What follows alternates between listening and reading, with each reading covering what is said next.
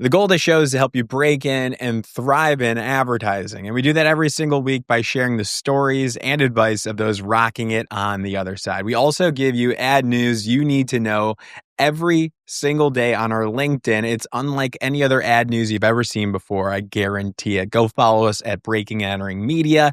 And today we have an outstanding guest for you all, Nancy Reyes. Nancy Reyes is the global president and global CEO of BBDO. BBDO, it's a huge agency. It's probably one of the best agencies of all time. It's historic, and she is at the helm now. She's been there for around 2 years, I think, as of October, and she's just getting started. They did that repositioning from the work to do big things. Her and CBH Chris Beresford Hill are just crushing it today.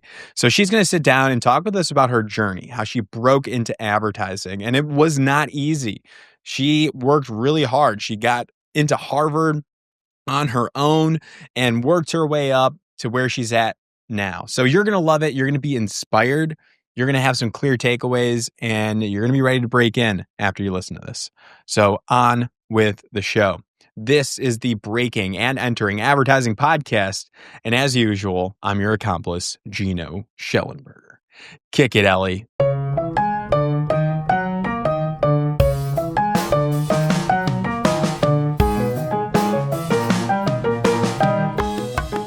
Nancy Reyes, welcome to the Breaking and Entering Advertising podcast. How are you doing today? I'm awesome. Thanks for having me. I'm freaking pumped. I mean, do big things. That is like the coolest tagline. I just wanted to start off with that. Thank you. That's a good way to start. Maybe we can do big things on this show and help out the next generation. How's that sound? That sounds great. That's good. That's big. Thank you. You are president and CEO globally for BBDO. That's correct, right? That is correct. Nice. And we're pretty close with CBH, who's a global CCO at BBDO. Everybody sticking with me now? That's Chief Creative Officer. I even texted him before this, asking him what I should ask you. The first thing that he said was, why do you choose to work out every morning if you hate working out?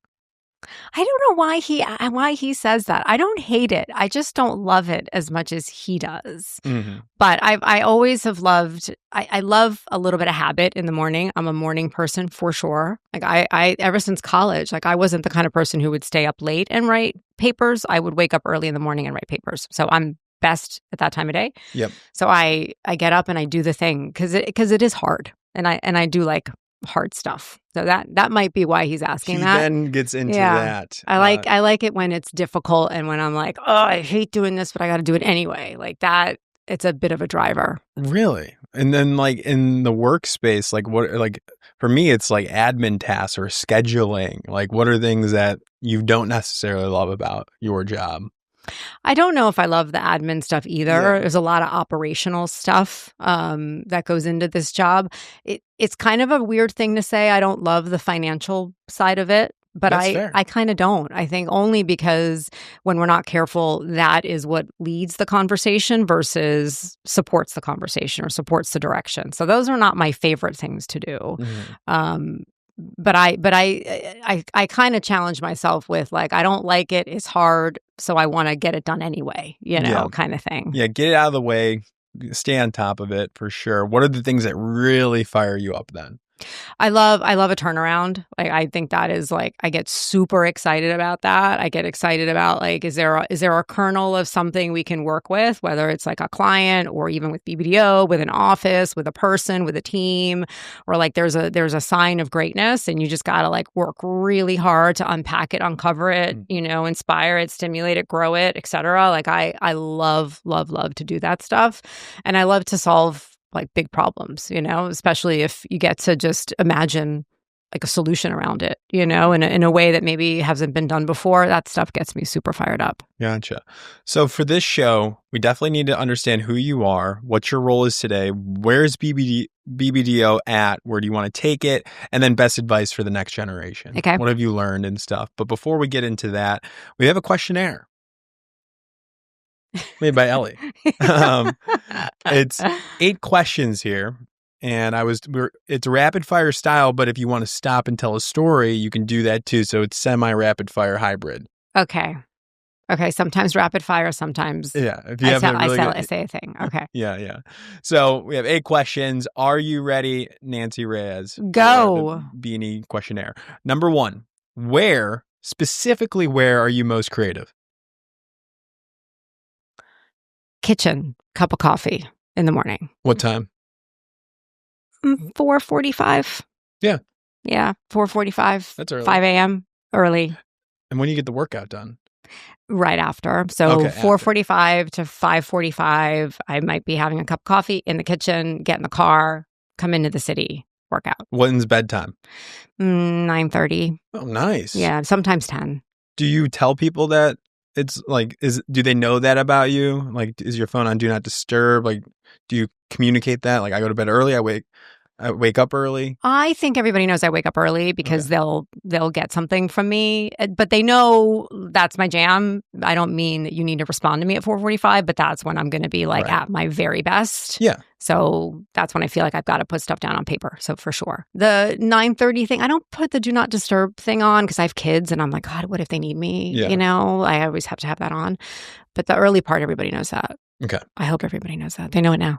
Question number 2. What's your greatest source of inspiration in life? Books, literature. We have that coming up.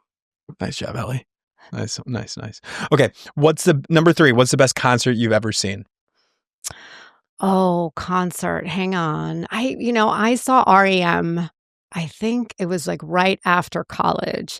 And I remember great because there was like a big column. I had like the shitty, cheapy seats. So I was behind a column, but I remember like, I thought it was the best concert ever because I ended up like, squeezing myself further and further down the road to get a better sight. But that was like REM. REM, where was it?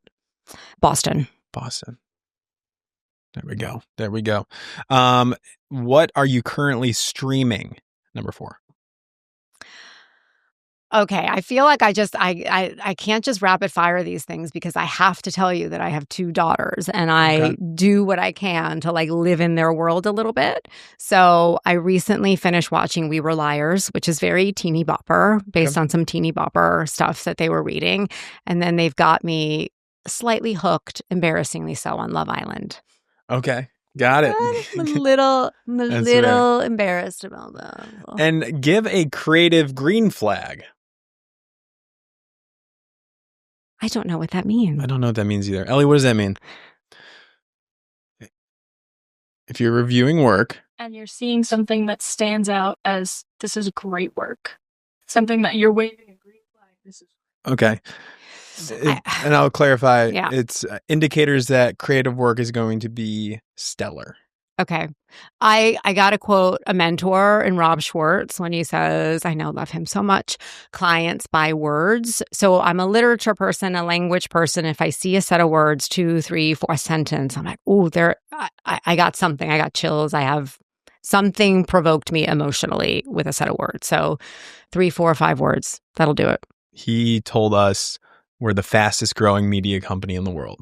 And like just sold that to us and like put that into our heads. Like from the beginning, it's been a mentor of ours. He's so good at those like little bits or like that, those little taglines, whatever you want to call them. They're so powerful. He's got such vision. He's incredible. And I am going to ask you then, give a creative red flag that this work will not be great. CBH knows I feel this way. I don't like when I see a slide that says, and we can do a Netflix show called blank. I feel like the idea, I've seen a Netflix thing a million times in a creative presentation sometimes. I'm like, that's not a reason the idea is big. Okay. Got it. I don't know if there's parallels, but I feel like the Airbnb activations, I can see a lot of those. I don't know. Yeah. Could be. I mean, listen, it doesn't mean there isn't an idea big enough that one day, a show can be made of it or a documentary can be made of it. I just think it becomes a bit of a check the box thing you do. And it feels like, an easy way out of something. Great. Number 7 here. What's the greatest place you've ever visited? I love Paris. Pretty great. Oh, I've never been. It's gorgeous. Food is great. Art is great. Beautiful city. Is there a restaurant recommendation you have from that? No. That's I mean, I did do the cheesy thing of like sit in the Eiffel Tower or sit right outside of the Eiffel Tower restaurant, like a view of it. And I thought, you're in Paris, do the touristy thing. It was pretty amazing. But I think it's the kind of place where you like walk around, go to an outdoor cafe, and it's epic. All of it's good. All of it's good. And the last one here of our questionnaire, what's the best thing you've read? And we're going to define this to literature.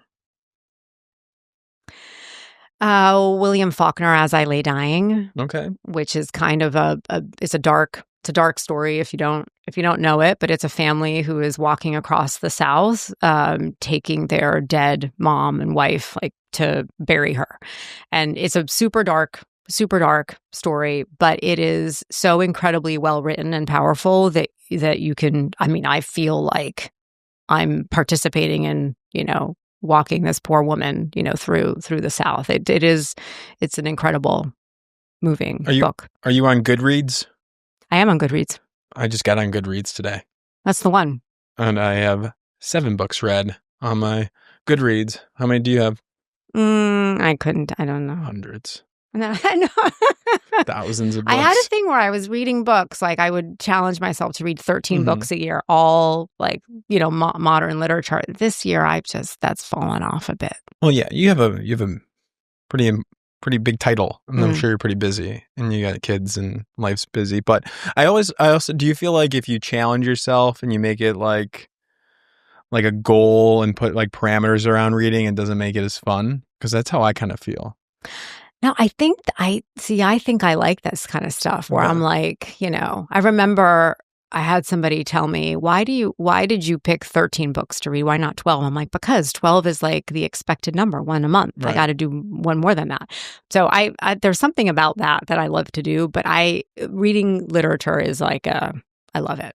Got it. I love it. So that's not a hard one for me. It's a smart goal of 13 books a year. Yeah, 13 books a year. Measurable, specifically measurable, attainable, reachable, and talented. Isn't that the SMART acronym? Look at you. I don't know. I don't think it is. Sounds smart when you say it. Well, listen, that was the questionnaire. Thank you for being involved in that. Now we need to understand BBDO and your role specifically today. Where is it at? Where do you fall into the mix here? Where do you want to take BBDO? Yeah. So BBDO, I've been there now a year and a half, maybe a little over a year and a half, and in this role, maybe 7 or 8 months or so.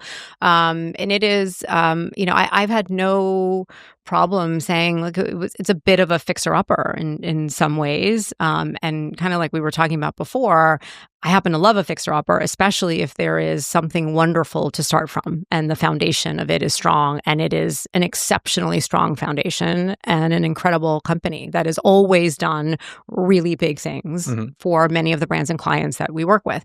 Doing it with CBH is one of the greatest joys of life and in this business, because I think he embodies a lot of that, sort of, imagination to business problems and moving a lot of our thinking more and more upstream. That has been, I think, maybe the largest thing we're trying to remind people of, not only at BBDO, but the industry, is that advertising was never meant to be a piece of content at the tail end of something. It was always meant to be applied creativity at the biggest business problem. And when you do that, you can do really big things as a result of that. So somewhere along the line, am I allowed to curse on this? Yeah, for sure. Somewhere along the line, some asshole said advertising equals television. And then I think we all kind of fell into this, self-prophecy of like, that's what we do. It's not at all what we do. Sometimes it is, but it's not, it's not that. So I think we're on that path. And I think we've had a lot of good success and momentum all over the world, honestly. We've made some changes. We've brought in some fresh, awesome talent. You had Scott Bell, he's incredible. CBH joined. The New York team is lots of people that are new and different and fresh and exciting, but also a lot of people who have been at BBDO for quite some time, always looking to do big things. Right. So we're on a journey. We're going in a good direction, and I think we've got some more work to do. The other big thing was, bringing BBDO together more as a community. For many years, it operated really well and successfully as sort of separate offices all around the world doing really, really amazing things. And as a result of that, every office would inspire the other office to be better. Sort of fast forward into today's world, it just feels like, we've got to come together more and be more of a community. You can't build up stuff from the ground up in every single office. It just doesn't work like that anymore. It isn't modern. It's not as efficient as we need it to be. And so bringing the community together to learn from one another to say, listen, if you're strong in Brazil in this thing and I'm weak in that part in New York, you help me out and vice versa. And that bringing the community together has been, maybe as effective as do big things in terms of driving the momentum and the excitement and the progress that we've made. I think a lot of people get really excited about that. Nice. Yeah, I think that internal alignment and then externally the work and the things that you say about yourselves will come to play, but you have to kind of believe it on the inside, and the structures and procedures that you guys are doing to unite all the different office locations, which I'm sure they're all over the globe. That's so important as a first step. Yeah, totally. And you started a year and a half ago? Maybe a little more than that. It'll be 2 years in October. Okay. So how are you feeling? Like that now you're starting to you're probably able to make you're starting to make some momentum there. You started with the brand positioning now has changed to do big things. How, are you feeling you have a foot in there now and making some moves? I do. I feel really good. I feel really positive and bullish about where we're going. I think, yes, the positioning has done wonders for us in uniting us. The community impact has done a lot to unite us. But also, I think maybe people feeling like what we do is bigger than what it has been over the past few years, that it is not a transactional business, that it is a strategic thing where we can do big things for our clients. That has done a lot for us. We've also seen the return of Pepsi in New York. That's incredible. We've had, a bunch of new business wins, great creative work out there. Yes, the momentum is absolutely there. It's hard in the headwinds of the industry, no doubt, but I think that's why being strong and confident in who we are and what we do is that much more important. Where is BBDO headquartered? Is it New York? It is headquartered in New York. I mean, I try not to think of it that way, but technically speaking. And where are all the other, all over the globe, I'm assuming? How many offices are there? All over. Yeah, there's a ton of offices all over the world. I mean, some of the biggest ones are certainly New York, London, Brazil, Middle East, Germany, China, Colombia, Chile. I mean, you got them. Go on and on. Yeah, we got them all. Got it. And then I was going to ask a recent project or campaign that shows what you're all about. Maybe you're proud of. You mentioned Pepsi already. Yeah. Food deserves Pepsi. That was awesome. I want to just call that out. But what's going on in your brain? Yeah, I mean, Pepsi is a hard one to not name in that. I think the significance of it coming back is pretty important. I think the significance of that particular campaign is pretty awesome, and all the work that's come out of it. They've been great partners to us. That's been fantastic. I would say in the U.S. also, Kenvue has been fantastic. The work with Neutrogena, I get super excited about. There's some good work there. I get excited about the work in London on Essity, all the body form work there. The Womb Stories has been pretty fantastic. And recently in Cannes, the big titanium win for Brazil on Caramello for Pedigree. So I would say those are some big moments for us. Okay. I love that. And is there any internship program, special opportunities for emerging talent that you guys offer? We're in the midst of summer right now. I believe it's July 8th right now. So is there anything that they should look out for next summer? We do. Yeah, we do. We're big into our summer intern program. I think we take about 20 in New York. So absolutely. I mean, it is a pretty immersive program. And we've done it every year, even since before I joined. Internships are a big deal for me because it's a lot of how I got into, the business. And so I think unless we do that for people, it's hard to enter this, you guys know, you talk about it all the time. It's pretty hard to enter this industry. It is. And that leads us into how you broke in. So at what point, Nancy, did you say to a young Nancy, I want to make ads or be a part of the ad making process? Where were you? What were you thinking? Do you regret it? And then tell me how you did it. I don't regret it, but that never happened. Okay. It's not the way I got into it. I was a part of a program called Prep for Prep in New York City. And Prep for Prep helps inner city kids of color get into high school from sort of, difficult or sort of public school backgrounds. And so I went to private school in the city, private high school in the city. And as a part of this program, they would offer internships to all the students enrolled in this. The high schoolers. The high schoolers. And so this and is the college kids. This is a program to get people into high school. Is it like the private schools? How does that work? It's a program to get, actually, you go through it when you're in the 5th and 6th grade. Okay. So you go to double school. You go to your normal school, and then on Wednesdays and Saturdays, you go to Prep for Prep, because the premise is that you've got to catch up as a public school kid. You're not learning at the same rate as private school kids are. So you go to school for a full calendar year, Wednesday and Saturday, and then 2 summers to catch up. At the end of that program, you then apply to private schools. So I started to go to a private school in the 7th grade and the 8th grade, and then into private high school. And all made possible by this program and the amazing private schools that partner with the program. How'd you find this program? Parents found this? They found me. So, this was now a long time ago. So a lot of how you get exposed to these things have changed. But they went around to different public schools in different parts of New York. I grew up in Queens, so pretty poor part of town. They specifically target those areas where the public schools aren't that great, and then they go in and have a conversation with teachers on what students are showing the most potential that we can maybe accelerate to give them an opportunity to go to private school.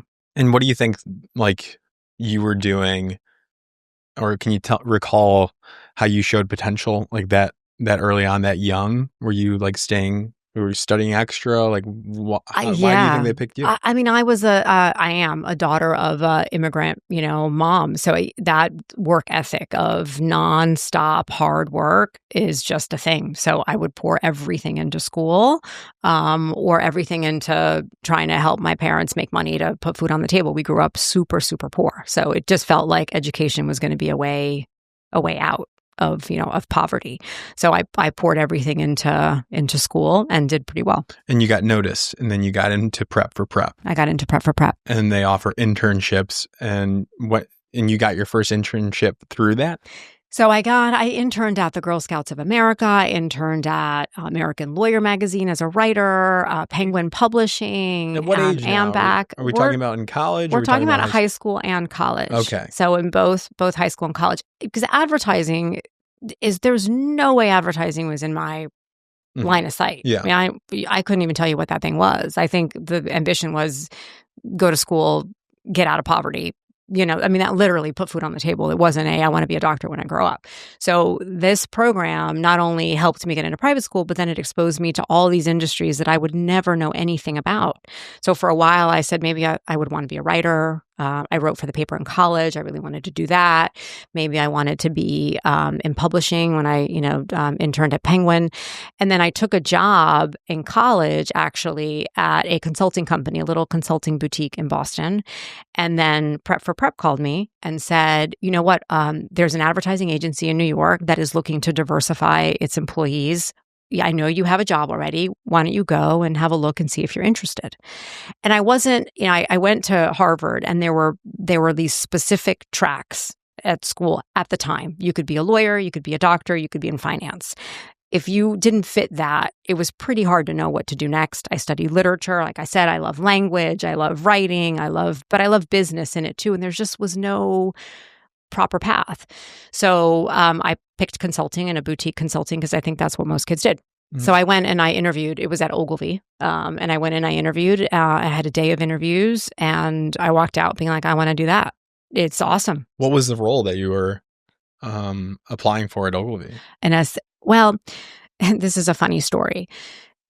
I ended up becoming an assistant account executive, but the first day there were about 10 or 12 of us in a conference room, all young people of color, because the whole point was to to help diversify Ogilvy.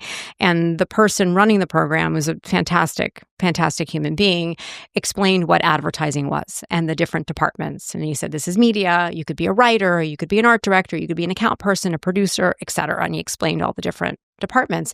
And he went around and he said, okay, what do you want to do? What do you want to do? What do you want to do? When he came around to me, I said, well, I wrote for the paper in college. I want to be a writer. And he said, great, you can be an account person. And I became an account person. What happened there? Yeah, well, that's one let's of unpack that. That's one of the. I feel like that's one of these turning points of a couple of things happened there.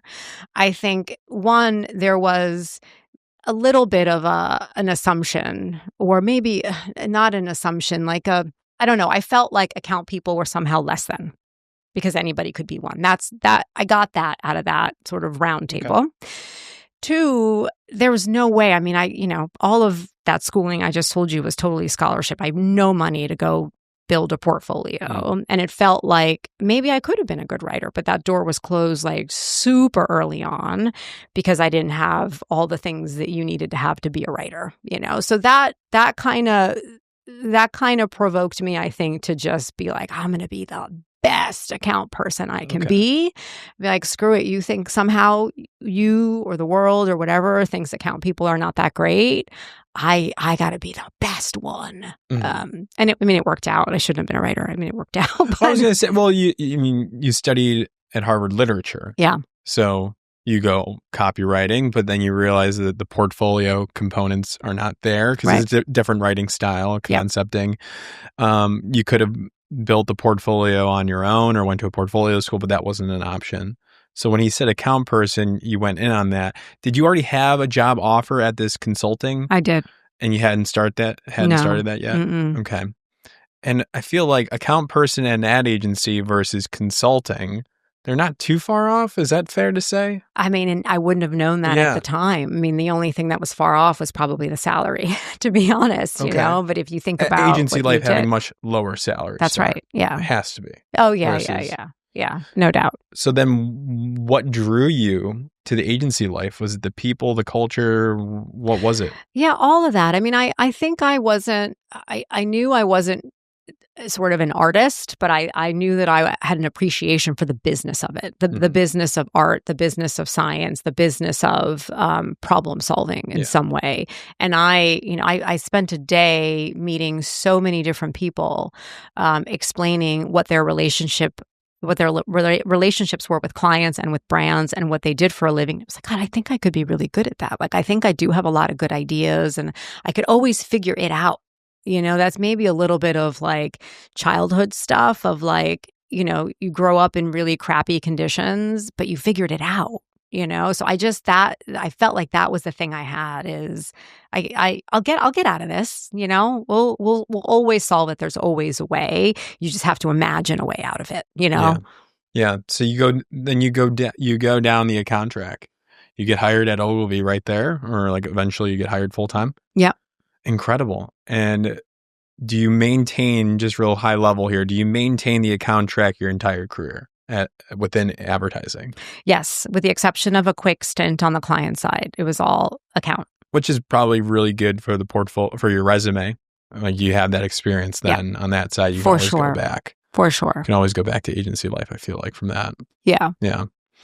I feel like the transition's a little bit different when you start off on the marketing brand side and you go to agency life. I feel like it could be pretty hard to bounce back and forth. I don't know. I'd imagine it was, I don't think it was hard to bounce this direction. You're right about that. I think what it was humbling in the very best ways. Like up until that point, which was quite a long time, I always thought I was really good at understanding a client's business, like really good at it. From the agency perspective. You're like, oh, I get what they're going through. Yeah. Yep. And people would probably be like, she's really good with clients, And then I went to Verizon and I became a client. I'm like, I don't know shit. I need far more empathy. I need to really understand how this business works. I need to understand what we put clients through, how we can help clients. That was probably one of the most valuable lessons I could have gotten, of like a lot more respect, I think. And I thought I had some at that point, but just a lot more respect for clients and their business. We should make a program of some sort where account professionals, like agency account people, have to go to the brand side for like 4 or 5 months just to experience and have that empathy. I totally agree. It would be so worth it. And I think the relationships between agencies and clients would be that much better as a result. Totally. Yeah, maybe a swap. That could be fun. So you broke into Ogilvy prep for prep. I know. Greatest thing. I mean, saved my life. That's the coolest thing ever.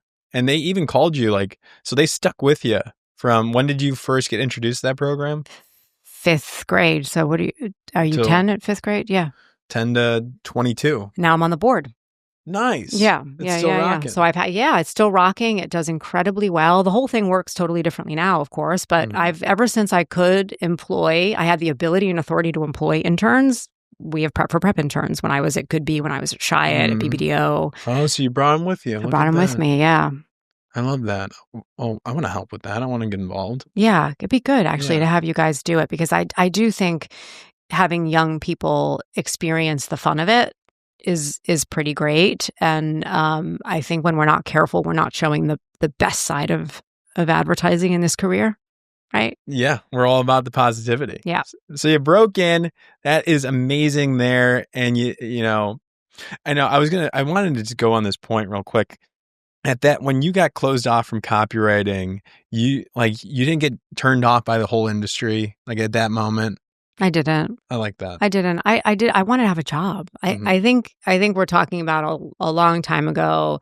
I grew up very differently. It was like, I got to get a job. I got to pay bills. I got to help my parents. Like, yes, I need a job. Yeah, different mindset at that point. But it's even still today, I think people need to understand like the basics. So like, what would you say to somebody that wants to break into copywriting today or break into account management today? What are some of those like things that they need to know to break into some of the basic positions within an ad agency? I mean, I think you gotta take the job where you can get it. I mean, I feel like had I said no for that reason, I wouldn't have been exposed to this incredible, amazing industry in all of its, glory and all of its difficult times. The curiosity around it is pretty critical. I knew nothing about advertising when they were like, you come and meet Ogilvy. What is Ogilvy? Then I got that book, Ogilvy on advertising, and I studied that. And studying it with a, what can I learn from it versus like judgment? Do you know what I mean? Like if you could approach something with the most kind of openness about, well, this is an amazing, incredible industry, and I do know what a brand is, and I think that sort of the love of it, is pretty critical. Yeah. Absolutely. Absolutely. So I have a couple of segments here and we don't have to do these, but I want to know, I call this one In the Trenches. What is the hardest you've ever worked on an ad, a campaign, a pitch in your career that really ended up working out really well? Wow, I have a bunch of those. I when I worked at Goodby in New York, we were working on Comcast, and I remember this was now quite a while ago, so it's probably in the midst of them becoming Xfinity, and they had a voice. Ages ago, a voice-controlled remote. And the point was that it was actually helpful for people with disabilities to be able to access shows and movies in a way that they couldn't do it on their own. And so we created a whole big campaign called Emily's Oz, and it was a little girl who was blind, and what she saw when she watched The Wizard of Oz using this, this device. And it was incredibly inspiring. The work was amazing. I did it with an old partner, Paul Cayotso, who now is at Tombras. Oh, yeah. We know him. He's wild. Love Paul. Yeah. Love total genius. Yeah. But it was hard because we're talking about visualizing what somebody who can't see sees when they watch The Wizard of Oz, overcoming the bias that people who can't see don't see. So we basically recreated The Wizard of Oz in a total set around what this wonderful girl saw when she was watching The Wizard of Oz. So just the amount of work it took to get the details right, to create all the characters and everything in her image. And we had incredibly brave clients who did it, but it was very hard work, incredibly rewarding. I love that. Thank you for sharing that. And this one is work that worked. Like, tell us about a campaign that advanced your career like no other. Maybe it was a pivotal point. Maybe it got you the brand side gig for a little bit. Maybe just kind of like, maybe you won a lion of some sort. Like, give us the rundown there. One campaign. I think it would be The Computer is Personal, HP back in the day at Goodby, and the whole New York? in San Francisco. Okay, so actually, San Francisco. Yeah, when I was in San Francisco, and that whole thing was, a while back when computers were commoditized by the entrant of Dell, and actually the premise was that when you look inside somebody's PC, it's not a PC, it's a personal computer. Their entire life is inside that computer. So we told the story of what was inside Jay-Z's computer, Pharrell's computer, Mark Cuban's computer, so forth and so on. Oh, fun! And it was very effective. Okay. I mean, I'd have to check that out. What did it do for you? Like, did it give you confidence? Did it accelerate your career? What happened from Yeah, there? all of those things, because I think it was, it was incredibly award-winning work for sure. We like that. It drove business results, which is probably the thing I care about. I guess that's important That's too. probably the most important thing. Thank you. And I think it did give me confidence in fighting for brave, amazing work that could do that. Not the sort of safe route, but the risky route. Yeah, once you get a taste of that and it starts to work, then you don't want to go back. You don't want to go back. Yeah. I love that. Okay. So your superpower, Nancy, is what? In advertising, how did you develop it as well? Say that again. Superpower. My superpower, problem solving. I feel like I have what's the problem we have to solve? I will find a way to solve it.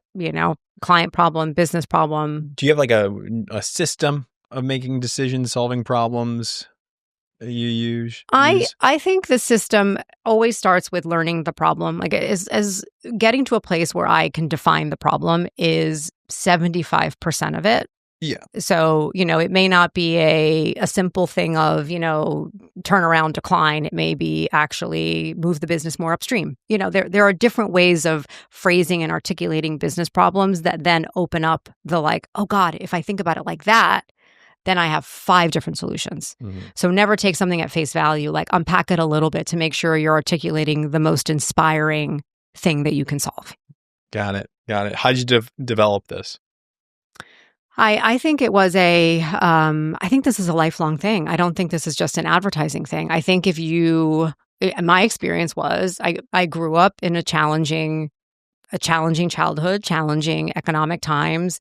If you can find a way out of that, you can find a way into anything. So that you got to kind of believe that there's always a way, and then you just sort of apply it to the business that you're in. Love it.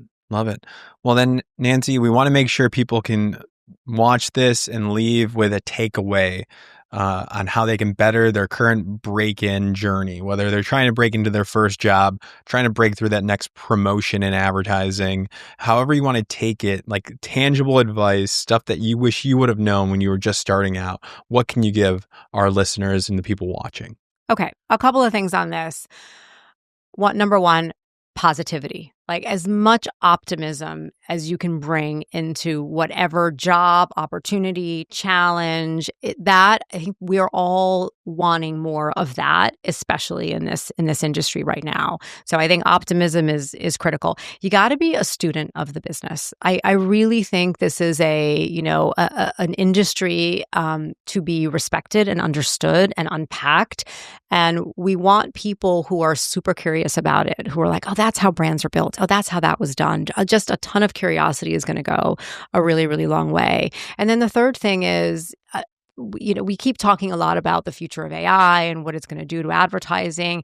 I think this belief of, AI is not going to replace humans, but it will probably replace the humans who don't use it. Mm-hmm. So the more that is embraced and brought to the surface as like, a way I use it to kind of get into the business or do anything within the business once I'm in it, that's going to be incredibly well rewarded. But I got to say the softer stuff like the optimism, the positivity, and the student, like really respect and study it. Mm-hmm. Not in total admiration, foolishly, but yeah, we do that. We do that. Yeah, we like that stuff. But just as a God, there's a lot to love about this business. Yes, and that's what I've noticed.